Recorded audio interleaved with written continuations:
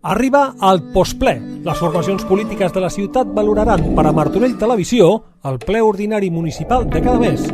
Retre comptes, mocions, pregs, preguntes, sensacions, accions o reaccions. Així és com les formacions polítiques de la nostra ciutat veuen la sessió plenària una vegada ja finalitzada. Martorell Televisió, la televisió de la nostra ciutat, oberta a tothom.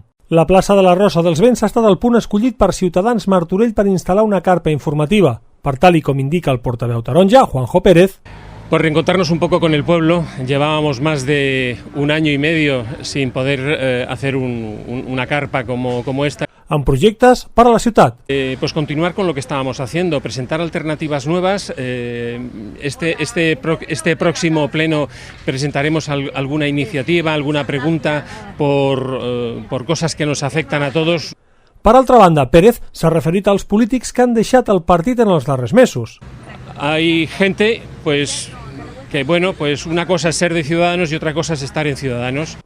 I ha defensat els ideals de la seva formació política. Que realmente es un grupo limpio, es un grupo que siempre ha luchado contra la corrupción y que lucha por la igualdad y la igualdad de oportunidades ante la ley y la fraternidad entre las personas.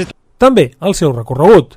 En los gobiernos donde están Ciudadanos han sido gobiernos que han sido mejores y ese es nuestro mayor aval. La formació política martorellenca continuarà endavant amb les seves carpes informatives explicant al municipi els seus projectes actuals i de futur.